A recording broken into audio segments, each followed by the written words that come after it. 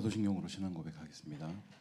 전능하사 천지를 만드신 하나님 아버지를 내가 믿사오며 그 외아들 우리 주 예수 그리스도를 믿사오니 이는 성령으로 잉태하사 동정녀 마리아에게 나시고 본디오 빌라도에게 고난을 받으사 십자가에 못 박혀 죽으시고 장사한 지 사흘 만에 죽은 자 가운데서 다시 살아나시며 하늘에 오르사 전능하신 하나님 우편에 앉아 계시다가 저리로서 산 자와 죽은 자를 심판하러 오시리라.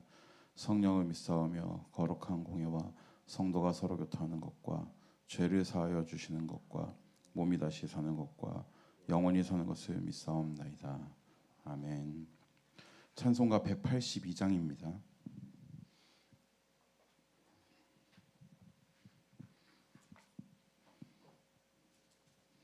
(182장) 함께 찬양하겠습니다. 강물같이 흐르는 기쁨 성령 강림함이라. 정결한 맘 영원하도록 주의 거처 되겠네. 주님 주시는 참된 평화가 내 맘속에 넘치네. 주의 말씀에 거센 풍랑도 담잠하게 되도다. 나의 생명 소생케 됨은 성령 임하심이라. 모든 의심 슬픔 사라져 주의 평강 넘치네. 주님 주시는 참된 평화가 내 맘속에 넘치네. 주의 말씀에 거센 풍랑도 잠잠하게 되도다. 하늘에서 단비 내리고 햇빛 찬란함같이 우리 마음에 성령이 많이 주님 보내심이라. 주님 주시는 참된 평화가 내 맘속에 넘치네. 주의 말씀에 거센 풍랑도 잠잠하게 되도다. 생명신에 넘쳐 흘러서 마른 광야 적시니 의의 열매 무르익어서 주수를 기다리네. 주님 주시는 참된 평화가 내 맘속에 넘치네. 주의 말씀에 거센 풍랑도 잠잠하게 되도다. 놀라우신 주의 은혜로 그의 얼굴 뵙겠네. 평화로운 안식처에서 영원토록 쉬겠네. 주님 주시는 참된 평화가 내 맘속에 넘치네. 주의 말씀에 거센 풍랑도 잠잠하게 되도다. 아멘. 하나님 말씀 갈라디아서 5장 16절에서 26절까지 말씀 찾아서 교독하겠습니다.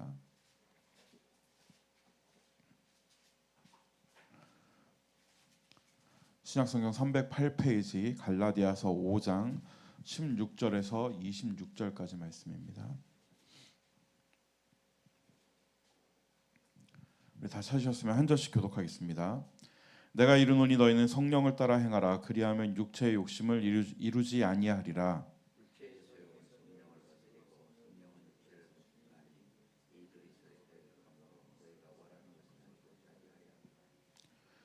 너희가 만일 성령의 인도하시는 바가 되면 율법 아래에 있지 아니하리라.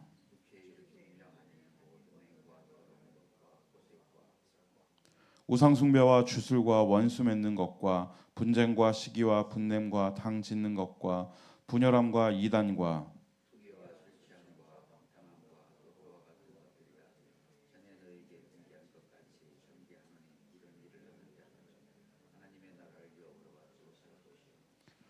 오직 성령의 열매는 사랑과 희락과 화평과 오래 참음과 자비와 양선과 충성과 그리스도 예수의 사람들은 육체와 함께 그 정욕과 탐심을 십자가에 못 박았느니라. 함께 읽겠습니다. 헛된 영광을 구하여 서로 노엽게 하거나 서로 투기하지 말지니라. 아멘. 그 갈라디아서에서도 그렇고 로마서에서도 그렇고 바울은 앞부분에서 이제 우리가 어떻게 구원받는가에 대해서 하나님의 은혜로 구원받는다. 이제 구원 그 은혜의 구원에 대해서 쭉 설명을 하고 뒷부분에서는 그렇다면 구원받은 사람들이 어떻게 살아야 되는가에 대해서 말씀을 하고 있는데요. 근데 이제 어제 아침에 살펴봤던 것처럼 우리가 구원받는 것도 성령께서 우리 안에서 베푸시는 성령님의 부르심으로 인하여 우리가 그리스도 앞에 나아가서 그리스도와 연합하여 구원을 받게 되고 또 오늘 이제 말씀에서는 그렇다면은 구원받은 자들은 어떻게 사느냐? 구원받은 자들은 성령을 따라서 산다라고 그렇게 이야기를 하고 있습니다.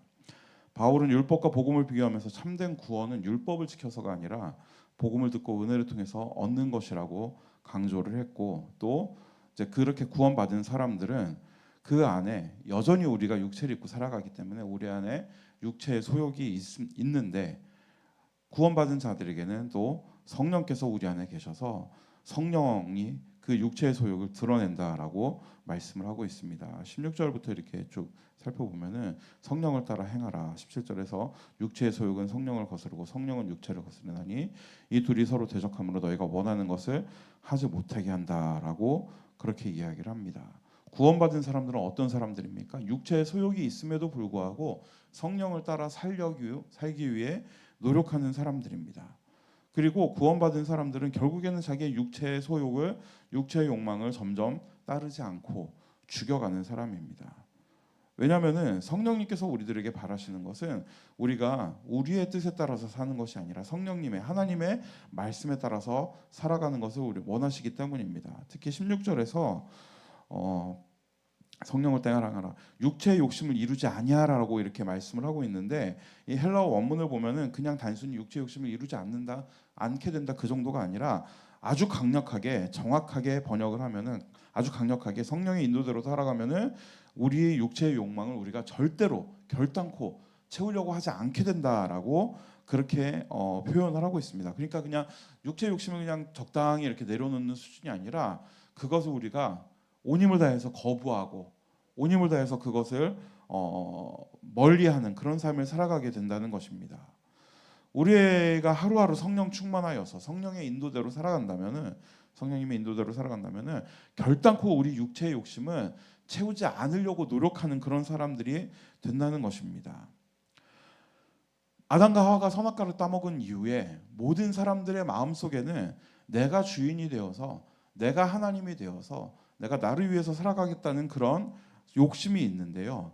성령님께서 우리 안에 들어오시면은 그것이 죄임을 우리가 깨달아 알게 하시고 우리 마음속에 그런 더러운 것들이 있는 것을 성령님께서 드러내 보여주시고 그리고 그것이 죄를 죄로 알게 하시고 그것을 거부하고자 하는 마음을 우리에게 주신다는 것입니다.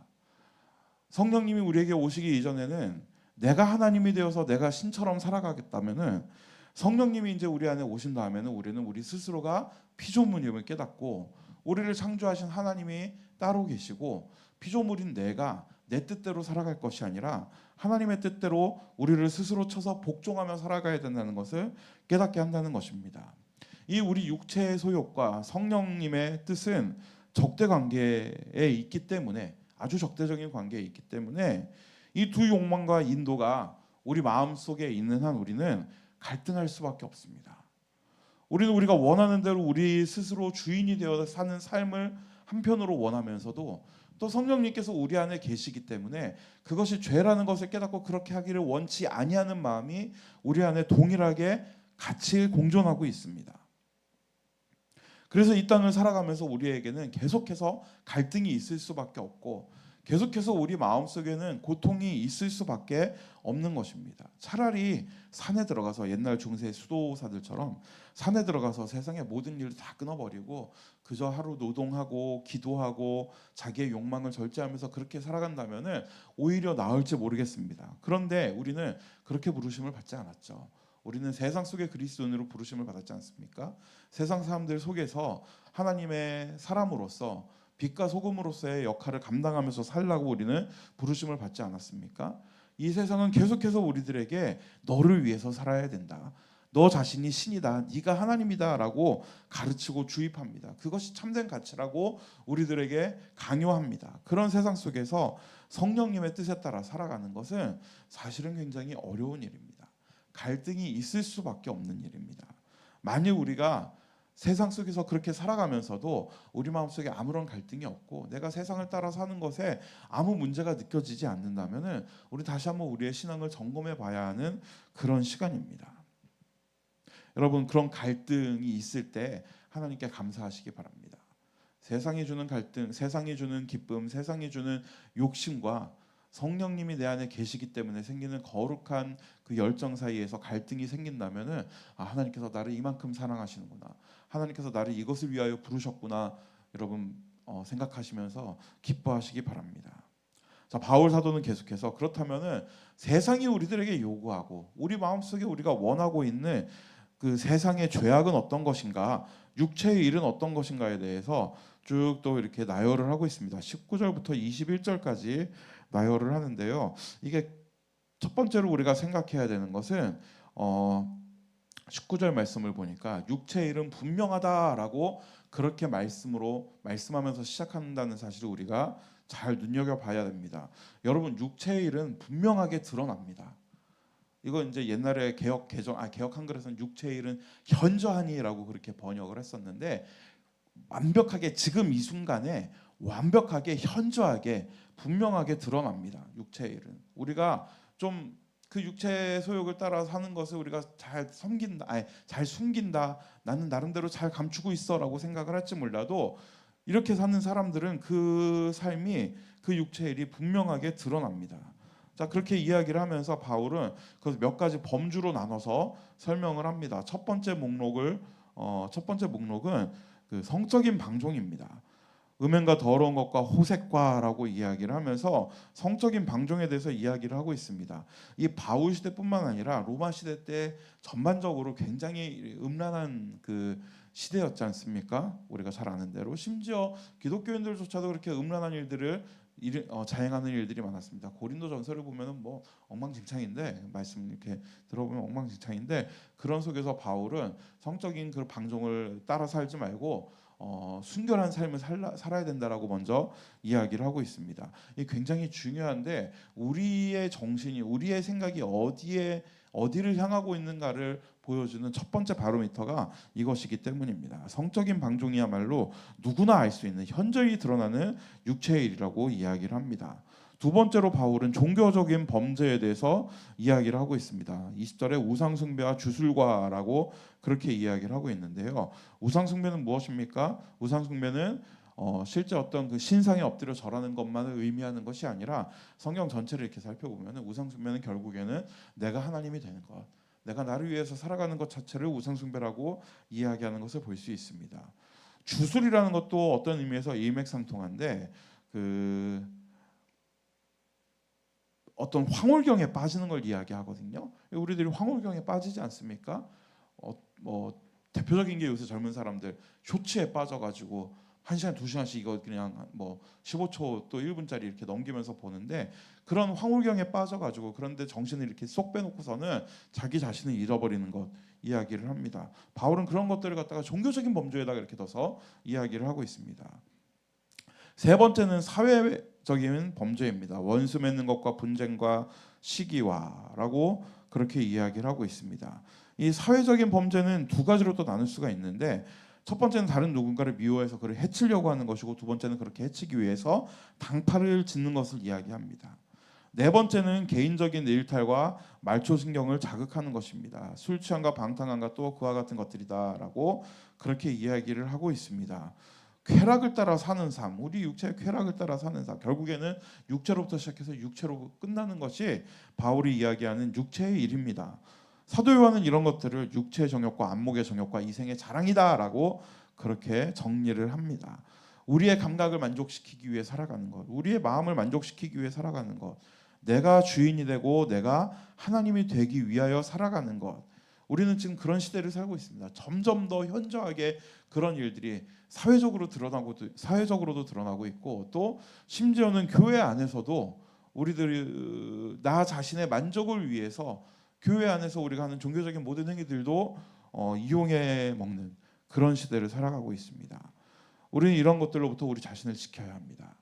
우리는 나를 섬기는 것이 아니라 하나님을 섬기기 위해 살아가야 됩니다. 그래서 바울 사도는 성령께서 그런 것들을 멀리하고 성령님의 뒤를 따라 사는 삶, 성령님의 인도하심을 받는 삶에 대해서는 이번에는 22절부터 또 설명을 하고 있습니다.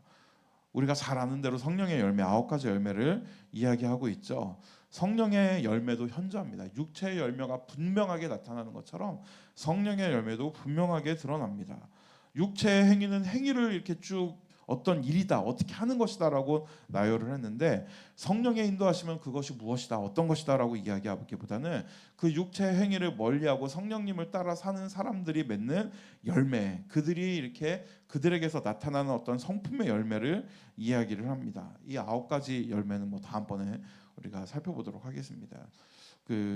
마찬가지로 이 9가지 열매도 3가지 범주로 나눌 수 있는데요. 첫 번째는 사랑과 기쁨과 화평, 이건 하나님과의 관계에서 맺을 수 있는, 우리가 얻을 수 있는 그런 열매입니다. 두 번째 범주는 인내와 친절과 선함이라고 해가지고 이웃을 향해서 우리가 맺을 수 있는 그런 열매이고요. 그리고 세 번째 범주는, 세 번째 열매는 신실과 충성과 온유와 절제니 해가지고 스스로에게 이렇게 맺을 수 있는 열매라고 볼 수 있습니다. 그러니까 하나님과의 관계에서도 열매를 맺고, 이웃과의 관계에서도 열매를 맺고, 또 나 자신 스스로도 열매를 맺는다는 것입니다. 우리는 이 모든 열매를 맺는 삶을 살아가야 합니다. 한편으로는 성령님께서 우리 안에 계시면은 우리가 맺을 수 있는, 맺게 되는 열매이기도 하고, 다른 한편으로는 또 우리가 꾸준히 추구하면서 살아가야 하는 그런 열매입니다.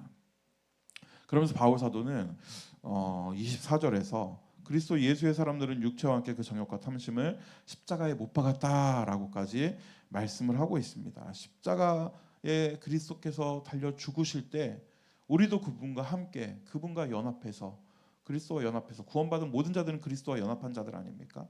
그리스도와 연합해서 그분께서 십자가에 달려 죽으실 때 우리도 십자가에 달려 죽고, 우리의 모든 육체의 일들도 십자가에 달려 죽고, 우리는 오직 성령으로, 오직 그리스도로 사는 그런 삶을 산다는 것입니다. 이어서 25절, 26절에서 바울 사도는 이렇게 성령을 따라 사는 사람들의 결국에는 맺게 되는 궁극적인 어떤 열매라고 해야 될까요? 궁극적으로 그 사람들에게 드러나는 것에 대해서 말씀을 하는데, 성령으로 살면 성령으로 행하는데 그건 무엇입니까? 헛된 영광을 구하여 서로 노엽게 하거나 서로 투기하지 않는 것, 겸손한 것입니다. 겸손. 결국에는 육체의 일을 멀리하고 성령의 열매를 맺으면서 살아가는 사람들은 결국 궁극적으로 그 사람은 어떤 사람이 되느냐? 겸손한 사람이 된다는 것입니다. 자기의 종교적인 어떤 행위를 드러내지도 않고, 내가 이렇게 육체의 일을 멀리하는 것을 드러내지도 않고, 자랑으로 여기지도 않고, 또 성령을 따라서 성령의 열매를 맺는 것을 내 인생의 자랑으로 여기지도 않고, 오히려 자기를 낮춰서 겸손하게 다른 사람들을 세우며, 다른 사람들을 놀게 하지 않고 투기하지 않고, 다른 사람들을 살리며 사는 삶에 대해서 이야기를 합니다. 바울은 우리들에게 너희 안에 이 마음을 품으라고, 그리스도 예수의 마음이다라고 말씀하시는데 무엇입니까? 하나님으로서의 영광을 버리고 이 땅에 육체를 입고 내려오신 겸손의 마음을 품으라고 말씀을 하는데, 결국에는 우리가 성령을 따라 살게 되면은 육체의 일을 거부하고, 현저히 드러나는 육체의 일을 거부하고 성령을 따라 살게 되면은 우리의 삶은 겸손할 수밖에 없다. 예수 그리스도께서 겸손하게 인간의 몸을 입고 이 땅에 내려오신 것처럼, 십자가에 달려 죽기까지 하나님의 뜻에 순종하신 것처럼, 결국엔 성령을 따라 사는 사람들도 그렇게 겸손히 엎드려서 하나님의 뜻에 순종하면서 그 순종하는 것을 우리의 자랑으로 여기는 것이 아니라 오히려 당연한 것, 마땅한 것, 기쁨으로 여기면서 살아가게 된다는 것입니다. 우리 성령 강림 주간 지금 지내고 있는데요. 다시 한번 우리의 인생이, 우리의 하루의 삶이 과연 현저히 드러나는 육체의 일을 여전히 하면서 살고 있는지, 아니면은 성령의 뜻에 따라서 성령님의 인도하심을 받아서 성령의 열매를 맺으면서 살고 있는지 여러분 다시 한번 돌아보시기 바랍니다. 그리고 그것을 알 수 있는 방법은 마지막에 이야기했던 겸손, 우리의 삶이 하나님과 사람들 앞에 겸손으로 드러나고 있는지, 아니면은 교만하게 다른 사람들을 정죄하며 비판하며 판단하며 살아가고 있는지 다시 한번 우리 자신을 돌아보시는 이 시간이 되시기 바랍니다. 오늘 하루 육체의 일을 멀리하시고 성령의 뜻에 따라 성령의 열매를 맺으며 살아가시는 이 하루가 되시기를 주님의 이름으로 축원합니다. 기도하겠습니다. 하나님, 바울 사도를 통해서 우리가 피해야 할, 우리가 거부해야 할 육체의 일에 대해서 알게 하시고 또 우리가 맺어야 할 성령님의 열매에 대해서 알게 하시니 감사드립니다. 우리가 날마다 이런 이야기들을 듣고 오랜 세월 동안 육체의 일이 어떤 것인지 우리가 피해야 된다, 성령의 열매를 맺어야 된다 우리가 배워왔는데 정말 우리의 삶은 그렇게 살고 있는지 다시 한번 돌아보기 원합니다. 혹시 아직도 우리가 현저히 드러나는 육체의 일에 만족하며 그래서 추구하며 살아가고 있다면 회개하게 하시고 성령님께서 우리들에게 주시는 열매를 맺으며 살기 위해 노력하는 저희가 될 수 있도록 주님 은혜를 허락하여 주옵소서. 이렇게 하는 것이 우리를 드러내고 우리가 자랑할 만한 것이 아니라 예수 그리스도께서 겸손하신 것처럼 결국에는 우리도 겸손하게 주님께 순종하는 일임을 우리가 깨달아 알아서 하나님 끝까지 나를 낮추고 하나님 말씀에 순종하며 살아가는 이 하루가 또 우리의 인생이 될 수 있도록 지금 저희들에게 은혜를 허락하여 주옵소서. 감사드리며 예수님의 이름으로 기도드립니다. 아멘. 하늘에 계신 우리 아버지여, 이름이 거룩히 여김을 받으시오며 나라의 몫이며 뜻이 하늘에서 이루어진 것 같이 땅에서도 이루어지이다. 오늘날 우리에게 일용할 양식을 주옵시고 우리가 우리에게 죄 지은 자를 사하여 준 것 같이 우리 죄를 사하여 주옵시고 우리를 시험에 들게 하지 마옵시고 다만 악에서 구하옵소서. 대개 나라와 권세와 영광이 아버지께 영원히 있사옵나이다.